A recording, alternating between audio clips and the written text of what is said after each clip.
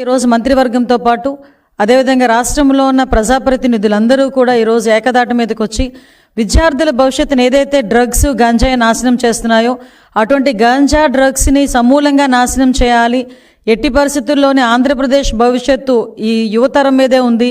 యువతరాన్ని రక్షించుకుంటేనే రేపు భవిష్యత్తును రక్షించుకోగలుగుతామని పూర్తిగా నమ్మిన వ్యక్తులుగా ఈ సంవత్సరంన్నర నుంచి ప్రత్యేకమైన దృష్టి పెట్టి యువతలోని వాళ్ళ భవిష్యత్తు మీద ఆశలు కలిగించడానికి ఎంతోమంది తల్లిదండ్రులు వాళ్ళ బిడ్డలను చదివించుకొని అంటే ఒక పూట తిని ఒక పూట తినగా చదివించుకొని పిల్లల భవిష్యత్తు బాగుంటుంది అని నమ్మిన తల్లిదండ్రులకు ఒక భరోసా కల్పించడానికి ఒక ధైర్యం కల్పించడానికి ఈరోజు ఎన్డీఏ కూటమి ముందుకెళ్తూ పనిచేస్తున్న సందర్భం కూడా మీ అందరికీ తెలుసు. దానిలోంచి పుట్టుకొచ్చిందే ఈగల్ వ్యవస్థ.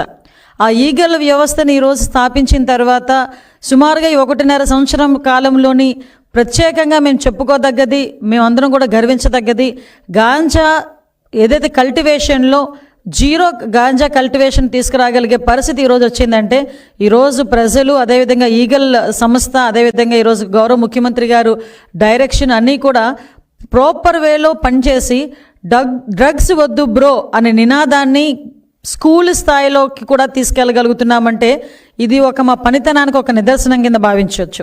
ఎందుకంటే ఈ విషయాలని ఇప్పుడు చెప్పుకోవాల్సిన అవసరం ఉంది. అట్ ద సేమ్ టైం నాకు కూడా బాధ్యత ఉంది. జగన్మోహన్ రెడ్డి పరిస్థితి ఎలా ఉంది అంటే వాళ్ళ తాలూకా మాఫియా పరిస్థితి ఎలా ఉంది అంటే మా ప్రభుత్వం డ్రగ్స్ వద్దు బ్రో అంటే వాళ్ళు ముందుకొచ్చి డ్రగ్స్ తీసుకో బ్రో అనే పరిస్థితిలో ఈరోజు వచ్చారంటే నిజంగా సిగ్గుపడే పరిస్థితి. నేను ఎందుకు ఈ సందర్భంలో మాట్లాడుతున్నానంటే ఈ సందర్భంలో నేను మాట్లాడాలి కాబట్టి ఈరోజు నేను మాట్లాడడానికి వచ్చాను.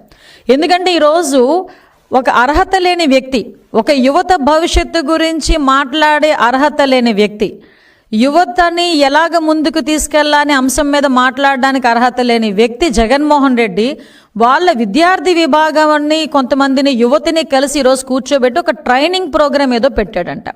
అసలు ఆ ట్రైనింగ్ పెట్టేదానికి నీకు అసలు అర్హత ఉందా అని నేను జగన్మోహన్ రెడ్డిని అడుగుతున్నా. ఆ పులివెందుల ఎమ్మెల్యేకి కనీసం అర్హత ఉందా అని నేను అడుగుతున్నా.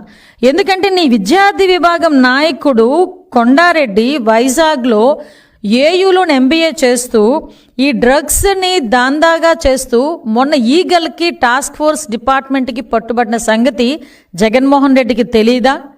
జగన్మోహన్ రెడ్డికి తెలియకుండానే జరిగిందా? ఆ కొండారెడ్డి విద్యార్థి విభాగం అధ్యక్షుడు కాదా? ఆ కొండారెడ్డి అన్న వ్యక్తి అబ్బాయి నాకు తెలిసి హార్డ్లీ 23 సంవత్సరాలు అనుకుంటా.